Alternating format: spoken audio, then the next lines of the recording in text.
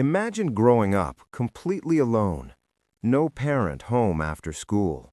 No one checking your homework. No one asking how your day was.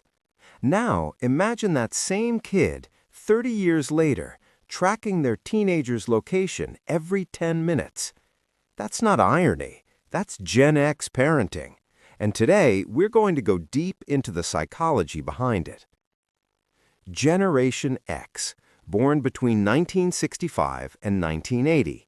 They're sandwiched between the massive baby boomer generation and the even bigger millennial generation. And because of that, they're often called the forgotten generation. But here's the thing, they're not forgotten by their kids. In fact, Gen X parents are everywhere right now. They're raising teenagers and young adults. They're the bosses, the coaches, the room parents. And psychologically, they are fascinating. To understand Gen X as parents, you first have to understand what happened to them as children. The 1970s and 80s were a turning point in American family life. Divorce rates doubled. Both parents entered the workforce, and millions of children came home from school to an empty house, letting themselves in with a key worn around their neck. These were the latchkey kids, and Gen X was their generation. Psychologically, what does it do to a child to be left alone, consistently, repeatedly, with no adult guidance, no emotional check-ins, no one to talk to? Research tells us it creates hyper-independence as a survival mechanism. You learn to solve your own problems. You learn not to need anyone. You become resilient, but also emotionally shut down. Gen X learned early, don't expect adults to show up for you. So what happens when those same latchkey kids grow up and have children of their own? The pendulum swings hard. Psychologists call this a reactive parenting pattern, when parents parent in direct opposition to how they were raised. Gen X looked at their own childhood and said, "My kids will never feel what I felt." So the generation that was never supervised became the generation that over-supervises. The generation that was never checked in on started tracking their kids' phones. The generation that learned not to need anyone started needing their kids to need them. This is the great psychological contradiction of Gen X parenting, and that explains so much. Here's another layer. Many Gen X parents grew up in households where emotions were not discussed. Baby boomer parents, their own parents, often operated by the rule children should be seen, not heard. Crying was weakness. Feelings were inconvenient. So Gen X internalized their emotions. They developed what psychologists call emotional suppression, the habit of pushing down feelings rather than processing them. Now, as parents, they genuinely want to be emotionally available for their kids, but they don't have the tools. They never learned the language of feelings. So they swing between over-involvement and emotional distance, sometimes in the same conversation. Their kids, mostly Gen Z, feel this.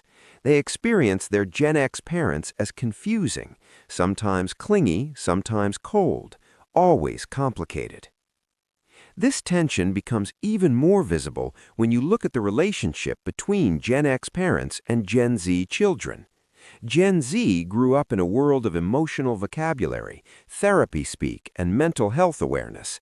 They talk about anxiety, boundaries, and trauma as naturally as their Gen X parents talked about sports scores. Gen X parents often feel lost in these conversations. They didn't grow up with this language. Emotional processing wasn't modeled for them, and so they sometimes respond with skepticism. "When I was your age, we just got on with it," which lands on Gen Z as dismissal, even when it's not intended that way. The gap isn't cruelty. It's a translation problem between two psychologically different generations. There's one more piece of the puzzle that doesn't get talked about enough. Gen X parents are currently in their 40s and 50s. They're dealing with their own midlife questions, career meaning, aging parents, financial pressure, health concerns. At the same time, they're trying to launch adult children into an economy that is objectively harder than the one they navigated. The formula they believed in, work hard, be independent, figure it out, isn't working the same way for their kids, and that's causing a genuine identity crisis for many Gen X parents.